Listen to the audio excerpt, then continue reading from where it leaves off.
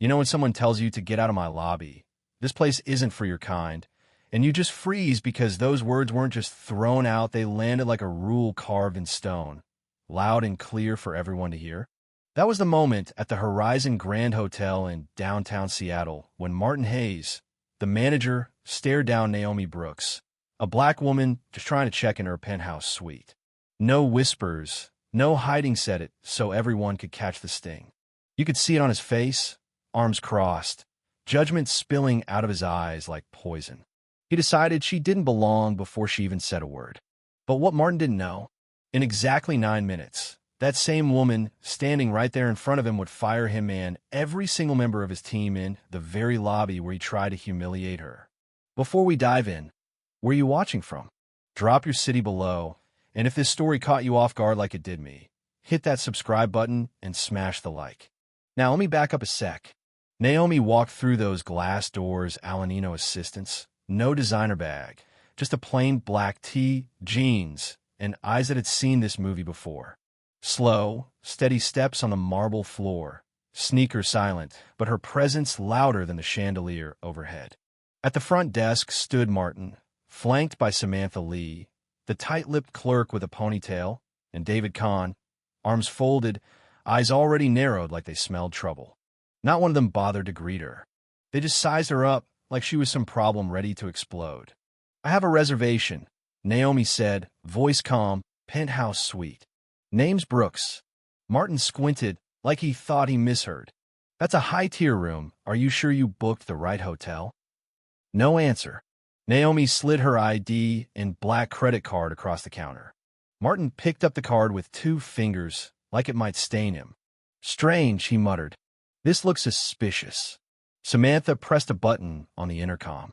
"Security, possible unauthorized guest trying to access premium suite, maybe fraud."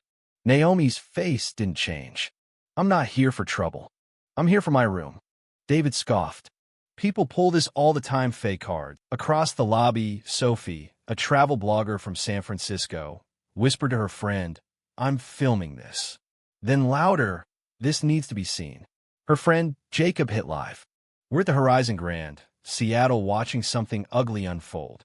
Elena, the young concierge off to the side, glanced up, their eyes met a flicker, maybe recognition or concern. She took a step forward, but Martin shot her a warning glance. "She doesn't belong here," he snapped. Naomi tapped her phony on the other end. Her assistant, Nia, answered immediately.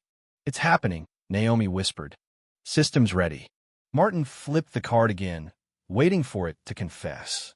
"We've seen this scam before," he said louder now. "People flash high-limit cards and vanish when we call the bank." Then he handed the card to David. "Lock it up." David marched to the safe behind the desk and slammed the door shut like he just caught a criminal. "You're done here." Martin smiled smugly. Sophie gasped. "They just took her card." Jacob stepped closer. "That's theft, that's not policy." But Naomi stayed calm. "You're going to regret this." See, at 24, Naomi had been in Atlanta after a red-eye, dressed down and exhausted. She had a confirmed reservation, but the man at the desk looked her over and said, "You don't look like someone who stays here." The system was down. She slept in her car that night. The next morning, she started a business plan that would grow into one of the biggest hospitality groups in the country. Now, standing in her own hotel lobby, Martin tried the same old game. "Your reservation's canceled. We don't tolerate deception. You're holding up real guests." Naomi didn't flinch. "You mean the ones filming this right now?" She nodded towards Sophie and Jacob. Other guests stopped, some stared, some whispered, uncomfortable. "Elena wakid, jautigt." Samantha stepped in. "You need to leave now." "Are you sure?" Naomi held her gaze. Samantha's voice dripped with confidence. "Positive, or we'll call the authorities." Martin smirked. "Go ahead, make a scene. Won't end well for you." "That's the last time you speak to me like that," Naomi said, voice low but steady. Finally, Elena stepped forward. "She's in the system. Reservation's valid." Martin snapped at her. "One more word, and you're gone too." Naomi grabbed her phone again. "Nia, log this. Lock in timestamps." Nia's voice came through crisp. "Logged. Systems ready." Jacob pointed his phone at the safe's glass window. It says Brooks VIP. It's real. Martin scoffed. Anyone can make a fake card. People like her. Finish that sentence. Naomi interrupted. He had no answer. The lobby grew quiet, eyes locked on them. Naomi stepped forward, calm but every word sharp. You just made the worst mistake of your professional life. Martin smiled like he still owned the place. You think so? And oh, I know so. Then, David held up the safe key like a trophy. This card is company property now. Until the bank says otherwise, you're not getting it back. He slammed the door shut, smug as ever. But David didn't see the storm he'd just invited. Naomi stood there, unreadable, silent but commanding. Martin leaned in. You're wasting everyone's time. Walk out now, or we'll make the choice for you. Samantha, backed by Martin and David's show, stepped forward and grabbed Naomi's arm. You've been warned. Time to leave. The atmosphere, snapped gasps erupted. Sophie caught it all, shouting, she just grabbed her. Jacob's live stream exploded with viewers. This is happening live at Horizon Grand. Elena stepped between them, voice shaking but firm. You can't put your hands on a guest. Her reservation is valid. Samantha spun on Elena, eyes blazing. Stay out of this if you want your job. But Elena didn't back down. She looked at Naomi and took a step closer. I won't lie for you. Martin dropped his mask, venom dripping. She's trying to scam us. People like her think they can play the system. 3 guests overheard, shocked. One older woman said, I can't believe what I'm hearing. Another man leaned toward the camera. You getting all this? Naomi, still steady, called to Nia. Escalate the system. Begin audit. I want every word logged. Nia responded immediately, crisp and clear. David sneered across the lobby. You're a fraud. Go back where you came from. Murmurs rose from the crowd. Elena now fully stepped out, standing shoulder to shoulder with Naomi. I've worked here 3 years.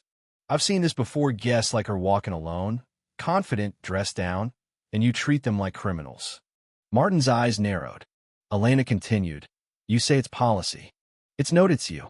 Naomi remembered a day at 16, standing alone in a hotel lobby, being told to leave because she didn't belong. That shame stayed, but it made her sharp. Martin barked, I want her out now, or I'll have security escort you both. Samantha chimed in. She refused valid ID. I'm reporting a breach. But the tension shifted. Jacob, filming, said, we're watching a guest harassed after giving name, card ID. Now, they're physically trying to remove her. This isn't bad service sites, disgusting. Naomi turned to David. Return my card. David leaned in, smirking. Or what? You'll be locked out of the system for Lafino job? No references, no appeal. Samantha snorted. You don't speak for Horizon. Elena cut in. She does. Martin snapped at Elena.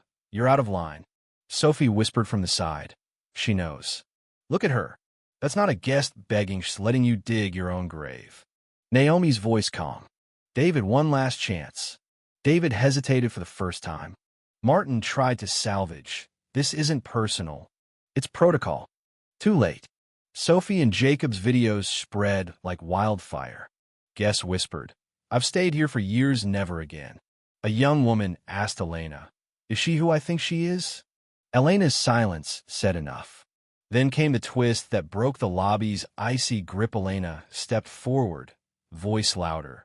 This isn't the first time Martin ignored complaints. I logged 3 last month due from solo women of color, all dismissed. Martin's face flushed. Jacob swung the camera at him. Naomi looked around, every phone raised. Your unchecked time is over. Martin, desperate, threatened, fine, I'll call the cops. Naomi smiled, please do. For the first time, Martin saw something he didn't expect, not fear, but power. Guests subtly moved between Naomi and the front desk. One woman rolled her suitcase into Samantha's path. A man unplugged a charger and stood beside Elena. Jacob said into the stream, they're protecting her now. Naomi took a step forward, voice steady. This lobby belongs to me. No shouting, no needing to be loud. The words landed like a hammer. David's smirk faltered. Samantha looked down. Martin blinked. In that silence, the lobby shifted. How would you have responded if someone tried to push you out of a hotel you owned? Drop your thoughts below. Martin's voice cracked. Throw her out now. Phones raised. Whispers turned to protests. Martin bellowed. She's trespassing. She's a liar. He slammed the intercom button. David's voice crackled.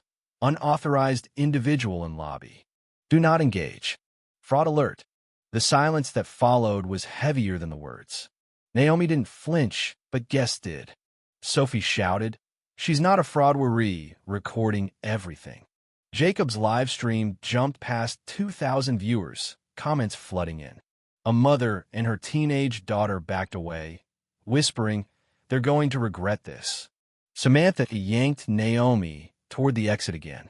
Elena stepped between them, voice firm, "Don't touch her again."